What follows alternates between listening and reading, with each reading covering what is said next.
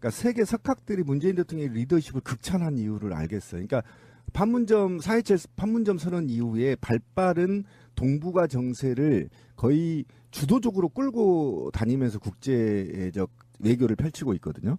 싱가포르 선언과 맞물려서 북한의 김정은은 핵시설을 파괴하고 그 약속을 지켜나가고 있는데 그 약속을 우리 남한도 지켜야 되는 거 아닙니까? 그러면 북한의 경제적 벨트나 또는 폐쇄되어 있는 국제 제재를 풀려고 하는 노력들을 인근 국가부터 문재인 대통령이 해나가고 있다는 겁니다. 그래서 중국을 갔다 오고 러시아를 갔다 오고 이제 끝나는 거거든요. 근데 일본과 대화를 좀 해보면 아무래도 이제 동북아시아 말했던 우리의 5개국의 사실은 거의 북한 경제 제재를 해제하려는 좋은 분위기들이 형성되고 있다. 이런 측면에서 굉장히 저는 높게 평가하고요.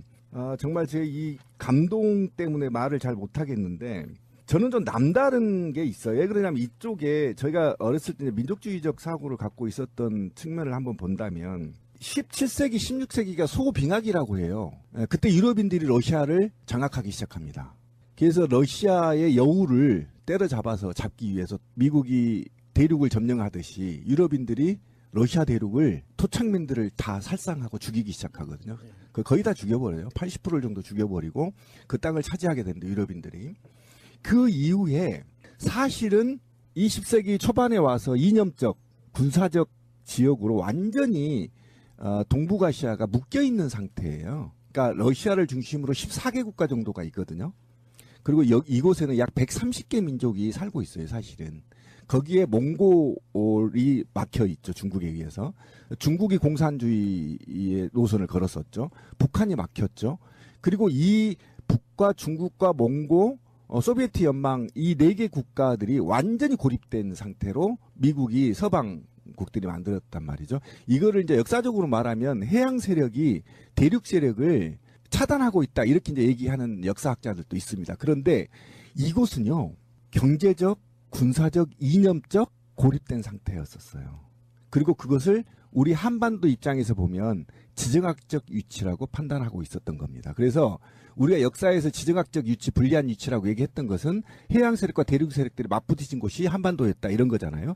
그런데 문재인 대통령이 이 1000년간에 얼어있는 땅을 열기 시작했다는 겁니다. 제가 이 얘기를 하고 싶다는 거예요. 그게 뭐냐면 이곳은요. 세계의 면적의 40%를 차지하고 있고요. 동북아시아 진짜 어마어마하고요. 인구가 거의 반을 차지하고 있습니다. 소비에트 연방이 사실 그때 3억이 넘었거든요. 이제 분열돼서 얼마 안 되지만 그곳이 지금 열리는 거예요. 그러니까 러시아만 열리는 게 아니고 14개 국가 130개 다양한 민족들의 문화와 경제 사회가 열리는 거고요. 거기다 중국에 14억이 열리는 것이고요.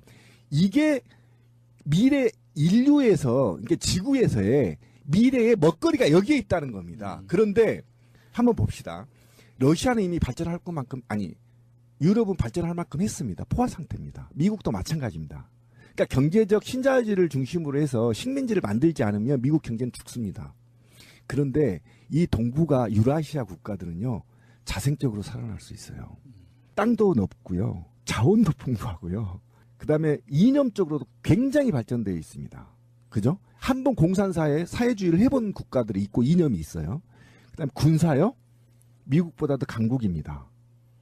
군사 기술이. 우주 기술요? 러시아가 미국보다 강국입니다. 그러면 이 나라들의 유라시아 국가들이 예를 들면 지금 문재인 대통령이 얘기했잖아요. 군사 경제만 한국의 ICT, IT 기술과 러시아의 군사 기술이 합쳐지면요. 저는 미국을 능가할 거라고 봅니다. 저는 이런 측면, 이런 요소가 어마어마하게 있다는 거예요. 그런 측면에서 굉장히 가슴이 뭉클하고 땀이 흐를 정도로 있다는 겁니다. 그런데 문제는 여기에 있는 게 아니라 19세기 말에는요. 한말에는 우리가 외세에 의해서 침탈되고 개방됐어요. 근데 지금은요. 문재인 대통령과 김정은이 주체적으로 개방하고 있다는 겁니다. 이게 중요해요. 이게 한반도 동북아의 중심이 돼서 완전히 해양 세력과 대륙 세력을 융합하고 있는 거예요. 문을 열어서 그러니까 그 과정에서 이제 문재인 대통령이 구체적으로 이야기한 방법론에서 그 세 가지를 이야기를 그렇죠. 했잖아요. 뭐 철도, 가스관, 전력망 예. 이 세 가지를 이야기를 했는데 이 철도, 가스관, 전력망을 그냥 그 사업적으로만 봤을 때는 왜 러시아는 자체적으로 하지 않느냐라고 의구심을 가질 수 있거든요. 그렇죠. 그런데 예를 들어서 가스관 같은 경우는 러시아가 직접 자신들이 직접 사용하기 위해서 개발을 시작하면 채산성이 안 나와요. 그렇죠. 이게 러시아 영토가 크다는 것 자체가 우리나라 국민의 입장에서는 부러워 보이지만 필요 이상으로 커지기 시작하면 각 전력망을 만드는 행위 자체가 굉장히 비경제적인 도전이 되는 거거든요.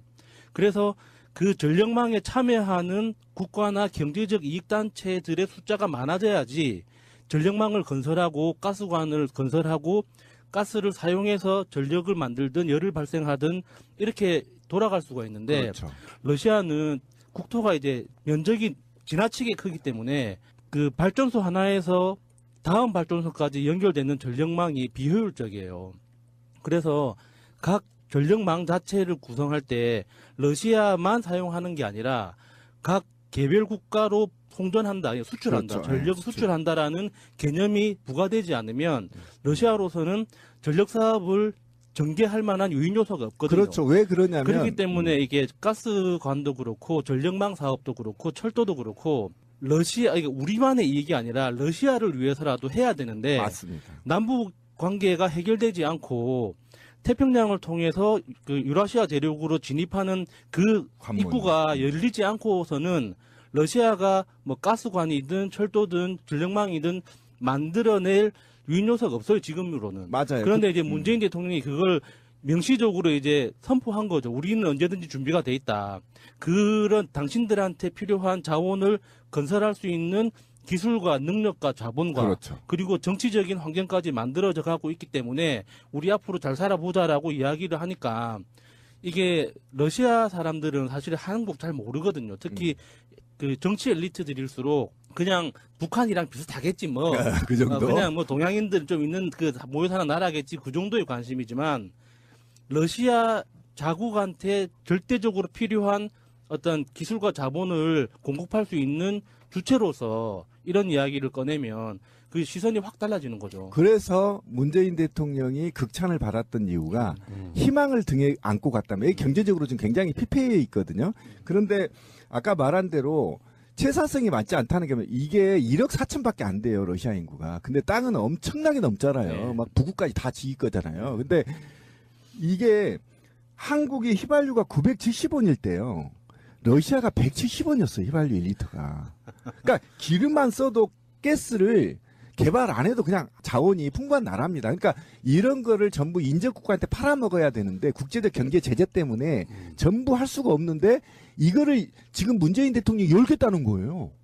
이거는 엄청난 블루오션이고요. 러시아 입장에서도 마다할 이유가 하나도 없다는 겁니다. 자기들 돈 모으는 건데. 자원 풍부한데. 그러니까 적재적소죠. 그렇죠. 적재적소죠. 그 집권 7년 차인 대통령께서 그 수많은 경험들을 통해 가지고 이 상태에서 지금 내가 해야 될 일이 무엇인가. 러시아 관계 여러 가지 다목적이라고 말씀을 드렸지만 국제적 관계에서는 아까 제가 말씀드린 것처럼 우리는 계속 지금까지 미국 입장에서만 생각해 왔던 오랜 시간 동안의 세월이 있었단 말이죠. 근데 실제로 한반도나 대한민국을 위해서 우리가 할 일이 무엇인가를 가장 그러니까 개념 있게 고민하고 있는 그런 모습이 보여요. 중국이나 러시아 등과 우호적 관계를 심지어는 일본도 한반도 비핵화에 대해서 배제시키면 안 된다고 생각하는 게 대통령 입장이지 않습니까? 그렇죠. 거기다가 아베가 또 그랬어요. 내가 뭐 비용은 다 될 테니까 좀 끼워달라 이렇게 요구했잖아요 지금. 그러니까 그런 관점에서 봤을 때 굉장히 영년외교하고 있고요. 이건 어쩜 필수 같은 건데 러시아 의회 같은 데 가서 이렇게 하고 또 이제 결정적으로는 일요일 날 월드컵을 관람하게 되는 뭐 이런 과정들을 보면서 아마 월드컵만 보고 거의 돌아오실 것 같은 그런 느낌이 드는데 우리가 이제 방송하니까 즉각 뭐 어떤 이슈에 대응하는 정도로 끝날 것 같지만